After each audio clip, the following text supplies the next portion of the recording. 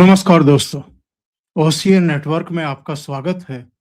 मैं हूं ओमकार चौधरी। 2-3 घटनाओं का उल्लेख करके अपनी बात को आगे बढ़ाऊंगा। 11:15 बजे ओमकार चौधरी शो पर एक वीडियो आता है, रोजाना आता है। सुबह 6:30 बजे चलता है और फिर 11:15 बजे दूसरा वीडियो चलता है। 11:15 बजे जो वीडियो मेरे चैनल पर आया, उसका थंबनेल ये है, आज चुनाव हुए तो 352 सीटें, ताजा सर्वे में मोदी का जलवा कायम। कांग्रेस 80 पर, इंडी अलायंस की सीटें घटेंगी, अकेले बीजेपी को 287 सीटें। ये सी वोटर का ताजा सर्वे है, जो वो आमतौर पर कराते हैं नेशन मोड करके। इस पर जब मैं कमेंट बॉक्स में गया तो तरह तरह के कमेंट हो रहे थे।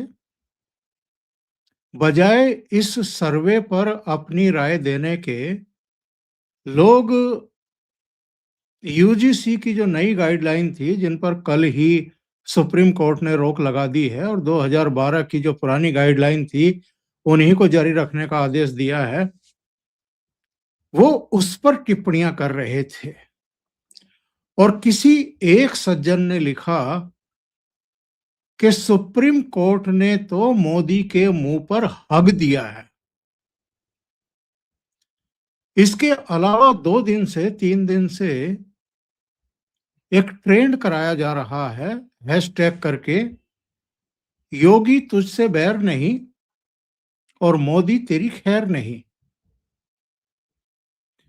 इसके अलावा भी प्रधानमंत्री नरेंद्र मोदी को क्या-क्या नहीं कहा जा रहा है, किस-किस तरह की गालियां नहीं निकाली जा रही हैं। ये प्रधानमंत्री नरेंद्र मोदी को गाली देने वाले मूलतः कौन लोग हैं? क्या मुझे बताना पड़ेगा कि कांग्रेस ने किस-किस तरह की गालियां अब तक नरेंद्र मोदी को निकाली हैं? जरा देख लीजिए। खड़गे को जेपी नड्डा ने एक चिट्ठी लिखी थी, जिसमें याद दिलाया था कि आपने अब तक मोदी जी को कौन-कौन सी गालियां निकाली हैं। तो ये उसी चिट्ठी के एक पैरे का अंश है, एक पैरा है, जिसमें उन्होंने लिखा है, खड़गे जी, क्या-क्या नहीं कहा गया आपके नेताओं के द्वारा देश के प्रधानमंत्री के लिए। कभी कहा गया मोदी तेरी कब्र खुदेगी, कभी कहा गया नीच, कभी कमीना, कभी मौत का सौदागर, कभी जहरीला सांप, कभी बिच्छू, कभी चूहा, कभी रावण, कभी भस्मासुर, कभी नालायक, कभी कुत्ते की मौत मरेगा, कभी मोदी को जमीन में गाड़ देंगे, कभी राक्षस, कभी दुष्ट, कभी कातिल, कभी हिंदू जिन्ना, कभी जनरल डायर, कभी मोतियाबिंद का मरीज, कभी जेब कतरा, कभी गंदी नाली का कीड़ा, कभी काला अंग्रेज, कभी कायर, कभी औरंगजेब का आधुनिक अवतार, कभी दुर्योधन, कभी आतंकवादी, कभी गधा, कभी नामर्द, कभी चौकीदार चोर, कभी तुगलक, कभी मोदी की बोटी बोटी काट देंगे, कभी साला मोदी, कभी नमक हराम, कभी गंवार, कभी निकम्मा। यहां तक कि उनके माता पिता को भी नहीं छोड़ा गया, उनका भी अपमान किया गया। आजाद भारत के इतिहास में किसी भी जननेता का अपमान इतना कभी नहीं किया गया जितना आपकी पार्टी के नेताओं ने देश के प्रधानमंत्री का किया है। ये तो उस चिट्ठी का एक अंश, एक पैरा है। लेकिन जो ये दावा करते हैं कि हमारी वोट से नरेंद्र मोदी प्रधानमंत्री बने हैं, इसलिए अब उनको वो करना पड़ेगा जो हम कहते हैं। यानी जो वो अपना एजेंडा लेकर के आए हैं, लोग कह रहे हैं कि नहीं, आपने जो चुनाव से पहले वायदे किए थे वो नहीं, जो हम कह रहे हैं आप वो करिए, नहीं तो फिर हम भी आपको बहुत मोटी मोटी गालियां निकालेंगे। तो मेरा आज का प्रोग्राम साहब यही है।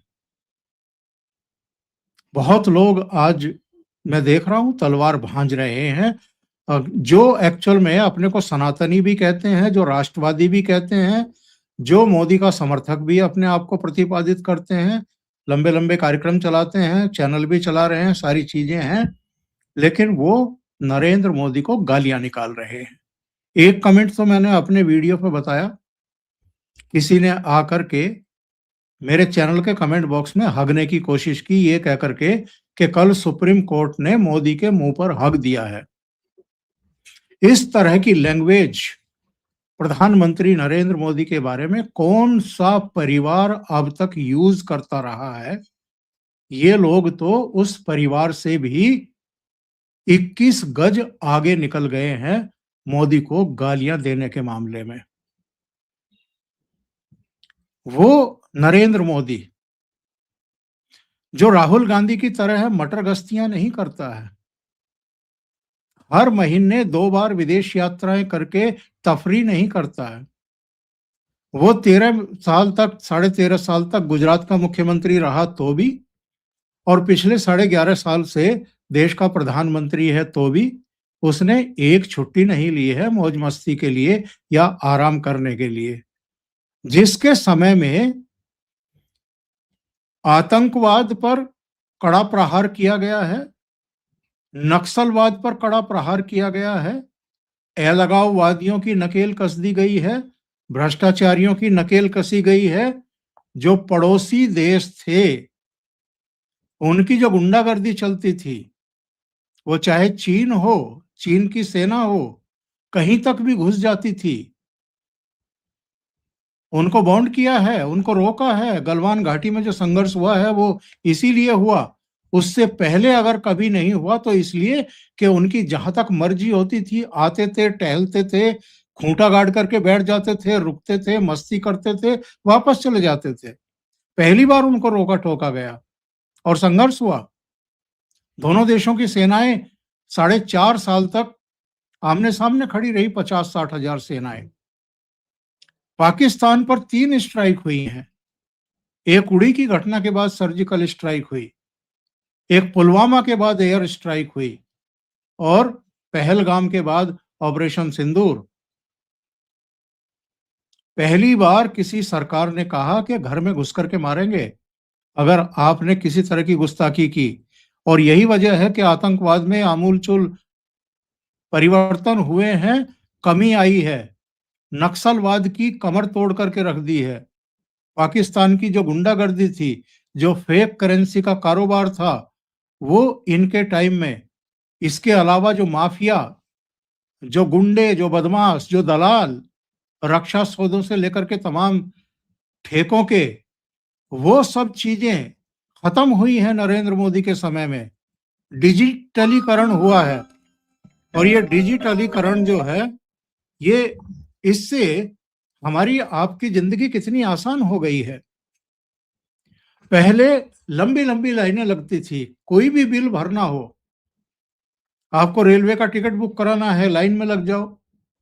आपको बिजली का बिल, टेलीफोन का बिल, किसी भी चीज का बिल भरना है, लंबी लंबी लाइनों में लग जाओ। आज लोगों के जीवन में जो है वो एकदम सुविधा आ गई है। मोबाइल फोन में सारे ऐप हैं। आपको टिकट बुक कराना है, चाहे रेलवे का, चाहे हवाई जहाज का, आपको किसी भी तरह का बिल भरना है, गैस बुक करानी है, कुछ भी करना है, आपकी मुट्ठी में सारा कुछ है। घर में बैठे बैठे सारी चीजें, डिलीवरी आपके घर पे हो जाती है सारे सामान की। मध्यम आय वर्गीय परिवारों को 12 लाख रुपए तक की इनकम टैक्स छूट। कभी कोई सोच सकता था क्या इस तरह की चीजें? लेकिन हुआ है ये। इसके अलावा इंस्टीट्यूट्स, एम्स की श्रृंखला, आईआईएम, आईटीआई, यूनिवर्सिटीज हजारों की संख्या में नई बनी है। आप हाईवेज देखिए, एक्सप्रेसवेज देखिए, हवाई अड्डे देखिए, आप डबल हो गए हैं, सुविधाएं डबल हो गई हैं। स्टार्टअप, पूंजी निवेश, आज हम 4th लार्जेस्ट इकोनॉमी पूरी दुनिया में है। और अगर हम विरासत की बात करें तो ही नरेंद्र मोदी के टाइम ही, अगर नरेंद्र मोदी प्रधानमंत्री नहीं होते, योगी मुख्यमंत्री नहीं होते, तो अयोध्या में राम मंदिर बन नहीं सकता था। केदारपुरी का जो कायाकल्प हुआ है, काशी नगरी का जो कायाकल्प हुआ है, मथुरा में जो काम चल रहा है, महाकाल नगरी में जो कुछ हुआ है, सोमनाथ में जो कुछ हुआ है, ये क्या संभव था?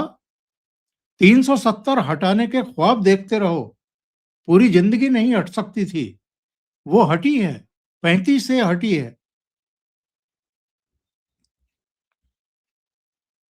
हर वर्ग को प्रतिनिधित्व मिला है, दलित हों, आदिवासी हों, राष्ट्रपति बने हैं इस देश में। अलग अलग राज्यों के मुख्यमंत्री देखिए आप, युवाओं को प्रतिनिधित्व मिला है। 65 करोड़ आस्थावान गंगा में पवित्र डुबकी लगा करके गए हैं महाकुंभ में। ये अगर केंद्र और राज्य का समन्वय ना होता, यानी नरेंद्र मोदी प्रधानमंत्री और योगी मुख्यमंत्री ना होते, ये संभव था क्या? ये बिल्कुल संभव नहीं था। ये कल्पनातीत है कि एक छोटी जगह पर, संगम के तट पर 65 करोड़ महाकुंभ में और देशी विदेशी लोग आकर के स्नान करके और सुरक्षित अपने घरों को लौट जाएं। जितना काम इस आदमी ने किया है, इस प्रधानमंत्री ने किया है। एक बार मेरे प्रोग्राम में भाऊ तोरसेकर ने कहा था कि आप तब के जरा टाइम्स ऑफ इंडिया उठा करके देखिए जब गांधी जिंदा थे। सबसे ज्यादा उस समय एक वर्ग गांधी को कोसता था। इसको लेकर के विवाद हो सकते हैं कि उनको महात्मा कहा गया, महात्मा के लायक थे नहीं थे, बापू की पदवी दी गई, उसके लायक थे कि नहीं थे। लेकिन 50 साल बाद उनको महात्मा के रूप में पुकारा जाने लगा, कहा जाने लगा, स्वीकार किया जाने लगा। नरेंद्र मोदी ने इस देश के लिए क्या किया है, ये आने वाले दशकों में पता लगेगा लोगों को। जिन नरेंद्र मोदी को हम कहते हैं कि योगी तुझसे बैर नहीं और मोदी तेरी खैर नहीं, और मोदी तो गया, इस तरह की बातें, इस तरह की टिप्पणियां, चलो मोदी तो गया, किसको लेकर के आओगे?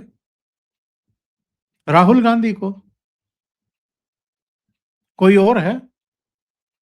आपको अगर मोदी को हराना है, आप यही तो धौंस देते हैं ना मोदी को कि हमारे पास वोट की पावर है, और जो हम चाह रहे हैं वो अगर आप नहीं कर रहे हैं तो हम आपको हटा देंगे, आपकी खैर नहीं है। यही धमकी दे रहे हैं ना नरेंद्र मोदी को। तो चलो आपने नरेंद्र मोदी को हरा दिया। वैसे 2024 में भी कोई कसर बाकी छोड़ी नहीं थी। आप लोगों की सुस्ती ने, मौज मस्ती के मूड ने, जो नरेंद्र मोदी के नेतृत्व में बीजेपी को 2014 और 2019 में पूर्ण बहुमत मिला था अकेले दम पर, उनको लटका करके रख दिया था 2024 में। और अगर 20 सीटें और कम हो गई होती और इंडी अलायंस की 20 सीटें और बढ़ गई होती, तो तीसरी बार भारतीय जनता पार्टी और एनडीए की सरकार बनने वाली नहीं थी केंद्र में। फिर यही लोग आते जो जगह जगह मुस्लिम मुस्लिम तुष्टीकरण भी करते हैं। उनको 2014 के चुनाव से ठीक पहले, मनमोहन सिंह सरकार के जाने से ठीक पहले, अकेले राजधानी दिल्ली में ही प्राइम लोकेशन पर 123 संपत्तियां वक्फ बोर्ड को ट्रांसफर कर दी गई थी, जिनको बाद में बड़ी मुश्किल से वापस लिया गया है। गरीबों के लिए कितना काम किया है इस प्रधानमंत्री ने, जिसको गालियां दी जा रही हैं और जिसको कहा जा रहा है कि तेरी खैर नहीं और मोदी तो गया। बहुतों की नाराजगियां जायज हो सकती हैं कि ठीक है, एक कानून ऐसा आया, एक ऐसी गाइडलाइंस ऐसी आई जो यूनिवर्सिटीज में, उच्च शिक्षण संस्थानों में लागू होनी है, पर वो गाइडलाइन अभी लागू हुई ही है, 15 जनवरी को लागू हुई ही हैं। अभी उसमें ना किसी की एक शिकायत आई है किसी के खिलाफ, ना किसी के खिलाफ, किसी स्टूडेंट के खिलाफ कोई कार्रवाई हुई है, ना कोई पुलिस एफआईआर हुई है, ना किसी को सूली पर चढ़ाया गया है, कुछ नहीं हुआ अभी। और अभी से ऐसा वितंडा खड़ा कर दिया गया कि जैसे पता नहीं क्या आसमान टूट करके गिर पड़ा और क्या आफत आ गई है। हमारे घरों में भी, आपके घरों में भी कोई बड़ा बुजुर्ग है और उससे कोई गलती हो गई। मान लेते हैं कि नरेंद्र मोदी से कोई गलती हो गई या धर्मेंद्र प्रधान के स्तर पर कोई गलती हो गई, तो हम निकाल करके उसको जूते मारना शुरू कर देंगे, उसको गाली देना शुरू कर देंगे। अगर हम नरेंद्र मोदी को दिल से अपने घर का मुखिया मानते हैं, अपने देश का एक ऐसा यशस्वी प्रधानमंत्री मानते हैं जिसने इस देश में आमूल-चूल परिवर्तन किए हैं, ये पूरी दुनिया को दिखाई दे रहे हैं। केवल मैं नहीं कह रहा हूं, ओमकार चौधरी नहीं कह रहा है, ये पूरी दुनिया को दिखाई दे रहा है। जो प्रधानमंत्री अपनी हर दिवाली सैनिकों के बीच में उनके गार्जियन के तौर पर जाकर के मनाता है, जिस प्रधानमंत्री ने कोविड काल में लाखों परिवारों को तबाह होने से बचा लिया, लॉकडाउन लगाया और जितने दिन लॉकडाउन रहा, दिन रात अथक परिश्रम करके वो सारे इक्विपमेंट जो है वो तैयार करवाए, अस्पतालों को तैयार करवाया, आईसीयू बेड तैयार करवाए कि जब लॉकडाउन धीरे धीरे खुलेगा, लोग एक दूसरे के संपर्क में आएंगे, कोरोना वायरस बढ़ेगा, तो उसके बाद अगर कोई क्रिटिकल पोजीशन में आ जाए तो उसको कम से कम आईसीयू बेड मिल जाए, प्रॉपर ट्रीटमेंट मिल जाए और तमाम व्यवस्थाएं की और वैक्सीन तैयार कराई, कोविशील्ड और कोवैक्सीन। और वो केवल अपने देश के लोगों को लगवा करके उनका जीवन नहीं बचाया, उनके प्राण नहीं बचाए, दुनिया भर के 150 से ज्यादा देशों को वो भिजवाई, बहुतों को तो गिफ्ट के तौर पर भिजवाई। आज वो दुनिया के सारे देश भारत और प्रधानमंत्री नरेंद्र मोदी की दरिया दिली के कायल हैं साहब। वो इतना सम्मान करते हैं अब। और सबसे ज्यादा शिकायत किसको हुई थी उस समय?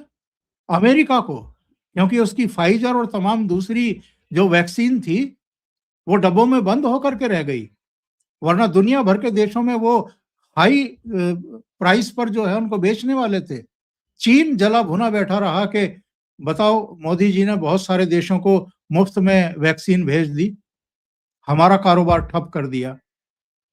लेकिन जो वैक्सीन डिप्लोमेसी उन्होंने की है, आज पूरी दुनिया में और दुनिया भर के देशों में अगर भारत का सम्मान बढ़ा है तो केवल वैक्सीन डिप्लोमेसी और जो बाकी समय पर चाहे ग्लोबल साउथ या दूसरे जो भूखंड हैं, भूभाग हैं दुनिया के, उनमें जिस तरीके से भारत जाकर के उनके साथ खड़ा हुआ है, उसकी वजह से। गरीबों के लिए क्या नहीं किया इस प्रधानमंत्री ने भाई? उनको घर दिए हैं बनवा करके, 4 करोड़ से ज्यादा घर गरीब परिवारों को दिए हैं। और वो केवल दीवारों और ईंट सीमेंट से बना करके नहीं दिए हैं, उनमें बिजली का कनेक्शन है, रसोई गैस का कनेक्शन है, उनमें शौचालय है, उनमें तमाम सुविधाएं हैं और अच्छे खासे घर हैं वो। आयुष्मान योजना गरीबों के लिए लेकर के आया जो आदमी, 5 लाख तक का इलाज आप गंभीर से गंभीर बीमारी का अस्पतालों में करवा सकते हैं। 80 करोड़ गरीबों को, और जो गरीबी की रेखा से थोड़ा बहुत ऊपर हैं, 80 करोड़ लोगों को वो खाद्यान्न दे रहे हैं। 40 लाख करोड़ रुपया जो लोक कल्याण योजनाएं हैं उनके जनधन खातों में ट्रांसफर कर चुकी है भारत सरकार।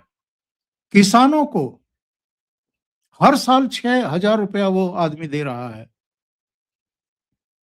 और कौन कौन हटाना चाहते हैं नरेंद्र मोदी को? चलो, आज तो आप गुस्से में हैं और गुस्से में एक कोई क्लोज या 2 क्लोज नई गाइडलाइन में आ गए जो उच्च शिक्षण संस्थानों तक सीमित है। और उसमें भी कोई ऐसा नहीं है कि जितने सवर्ण इन उच्च शिक्षण संस्थानों में पढ़ाई लिखाई कर रहे हैं सबकी गर्दन रेती जाने का आशंका पैदा हो गई है। अगर कोई केस आएंगे तो उनसे डे बाय डे लड़ा जा सकेगा, बात होगी। लेकिन किस तरह का वातावरण क्रिएट किया गया और क्यों किया गया और करने वाले कौन लोग हैं और इनमें शामिल कौन लोग हो गए हैं? डोनाल्ड ट्रंप तो चिढ़ा बैठा है। सी जिनपिंग तो चाह रहा था कि 2024 में वापसी ही ना हो नरेंद्र मोदी की। जॉर्ज सोरोस से लेकर के ये पन्नू सन्नू और पता नहीं कौन कौन ताकतें, और देश के भीतर भी और देश के बाहर भी, सब चाह रहे थे कि नरेंद्र मोदी किसी तरीके से विदा हो, इसको चलता करो यहां से, क्योंकि ये सबकी राह का जो है रोड़ा बन करके खड़े हो गए हैं। उन रक्षा सौदों में दलाली खाने वालों के लिए भी, और जो अलग अलग योजनाएं थी, अभी बहुतों की दुकान, ये जो मनरेगा जिस तरीके से लागू हो रही थी, गड्ढे खोदे जा रहे थे, बहुतों की दुकान अब भी बंद हुई हैं। अब व्यवस्था ऐसी कर दी गई है कि जो एक्चुअल में काम करेगा उसी के खाते में सीधे वो सारी जाएंगी, वरना तो ग्राम प्रधान और तमाम दूसरे लोग किस तरीके से बड़ी बड़ी गाड़ियों में घूमने लगे थे, कहां से आ रही थी वो? ऐसा कौन सा आसमान से पैसा टपक पड़ा था उनके घरों में कि छप्पर फाड़ करके वो अमीर हो गए? तो एक एक करके जिस तरीके से ये भ्रष्टाचार रोका गया है, लीकेज रोका गया है, और जो वास्तविक बेनिफिशियर है उस तक पैसा पहुंचना शुरू हुआ है, इससे बहुतों के पेटों में मरोड़ उठी है। वो चाहते हैं कि घड़ी की चौथाई में ये आदमी यहां से दफा हो, ये जाए। पूरी दुनिया में भारतीय पासपोर्ट की जो वैल्यू बढ़ी है वो किसी से छिपी है क्या? जिनके परिजन विदेशों में रहते हैं, जरा कोई उनसे पूछ करके देखे कि इन पिछले 11 साढ़े 11 सालों में उनका वहां सम्मान किस तरह का बढ़ा है, किस तरह उनकी इज्जत बढ़ी है, किस तरह उनकी पूछ बढ़ी है। ये क्यों हुआ है? पहले क्यों नहीं हुआ? 2014 से पहले क्यों नहीं हुआ? और मैं आपको एक बात बताता हूं, जो मैं जिक्र कर रहा था कि 11:15 बजे एक वीडियो आया जिसमें बताया गया कि सी वोटर का सर्वे हुआ और उसमें ये जानकारी दी गई कि आज चुनाव हो जाए तो अकेले एनडीए, जिसको 2024 में 293 सीटें मिली थी, अब उसको 352 सीटें मिलेंगी, और भारतीय जनता पार्टी जो 240 पर अटक गई थी वो 287 सीटें हासिल कर सकती है। कांग्रेस की 99 से घट करके 80 पर आ सकती हैं, और उनका जो इंडिया अलायंस है वो भी बहुत नीचे जा सकता है। पता है उसकी व्यूवरशिप कितनी रही है 11:15 बजे से लेकर के अब तक? उनको उस वीडियो को केवल 8,000 लोगों ने देखा है, और जो कमेंट करने वाले हैं उनमें ज्यादातर मोदी को गाली देने वाले हैं और कह रहे हैं कि ये सर्वे यूजीसी गाइडलाइन से पहले हुआ होगा, आज हो जाएगा तो भारतीय जनता पार्टी और मोदी को 140 सीटें भी नहीं मिलेंगी। जो प्रधानमंत्री नरेंद्र मोदी को अपने चैनलों पर गालियां सुनाते हैं, रोज उनकी सरकार गिरने की भविष्यवाणियां करते हैं, उनके नाम मुझे बताने की जरूरत नहीं है। पता है उनकी व्यूवरशिप कितनी है? उनकी व्यूवरशिप कुछ ही घंटों में मिलियंस में पहुंचती है। और हमारी, जो हम खुशफहमी पाले बैठे हैं कि हम लोगों को सही बात बताते हैं, संभालने की कोशिश करते हैं, संतुलित करने की कोशिश करते हैं, उनकी व्यूवरशिप का क्या आलम है, जरा जो मैंने बताया है उसको नोट करके देख लीजिए। 11:15 से अब 5:40 हो रहे हैं, केवल 8,000 लोगों ने। तो ये जो सो कॉल्ड राष्ट्रवादी हैं, सनातनी हैं, वो क्या कर रहे हैं, और जो मोदी को गाली दे रहे हैं उनके सपोर्टर क्या कर रहे हैं, जरा ये भी हमें थोड़ा सा आत्ममंथन करना चाहिए।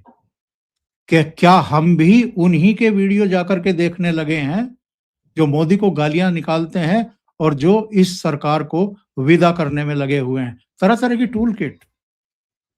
अभी वो अभिमुक्तेश्वरानंद 8-10 दिन तक गंगा के किनारे बैठ करके क्या कर रहे थे और चैनलों पर किस तरीके से वो छाए हुए थे। उनके इंटरव्यूज दिखाए जा रहे थे। तो पहले तो हमें एक्चुअल में ये फैसला करना पड़ेगा ना कि हम किस तरह का भारत चाहते हैं। 2014 के पहले जैसा भारत चाहते हैं क्या? जहां राम मंदिर बनने के दूर-दूर तक कोई चांस ही दिखाई नहीं दे रहे थे, कोई ख्वाब में भी नहीं सोच पा रहा था कि ये भी हो सकता है। जहां 370 हटना एक दिवा स्वप्न हो गया था। लोग सोचने लगे थे कि हमारी जिंदगी में ये नहीं हो पाएगा। जितने हाईवे, एक्सप्रेसवे, इंफ्रास्ट्रक्चर, पूंजी निवेश, तमाम चीजों के पैरामीटर्स, आप जितने आपके आस्था के केंद्र हैं, धर्म स्थल हैं, वो सब उनका जो कायाकल्प हुआ है, ये सारी चीजें, ये कल्पनाओं से परे थी, कल्पनातीत थी। ये सारी चीजें हुई हैं। तो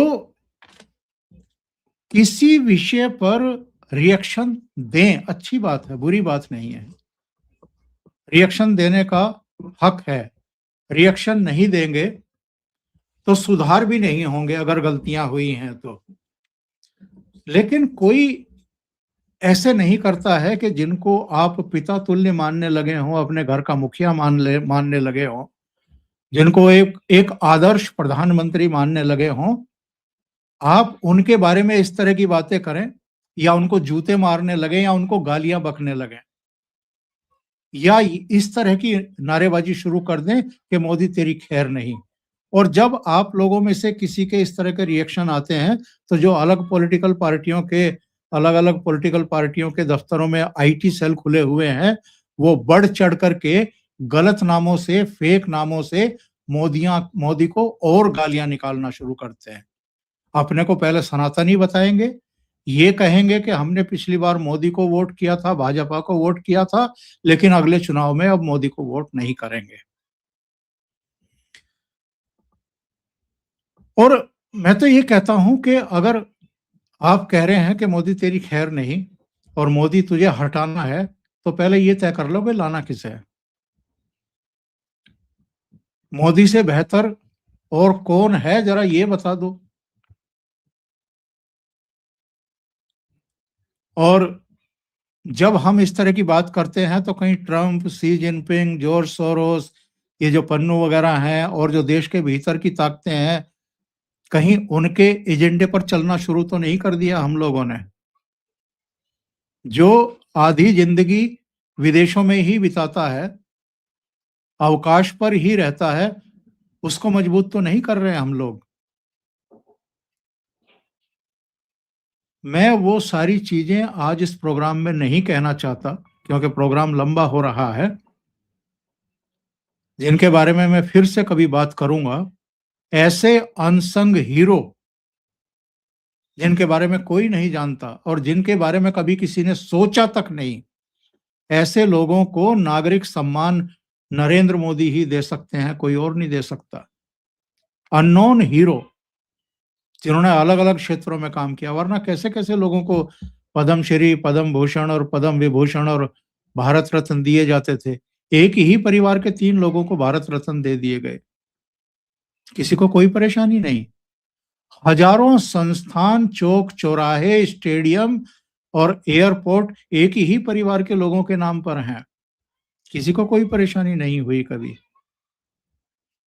और नरेंद्र मोदी जिन्होंने सेनाओं को मजबूत करने का काम किया है, जिन्होंने सरहदों पर मजबूत चौकीदारी की है, जिन्होंने लोगों का जीवन आसान करने का काम किया है और मध्य वर्ग को कितनी बड़ी राहत दे दी, 12 लाख तक टैक्स में छूट दे करके।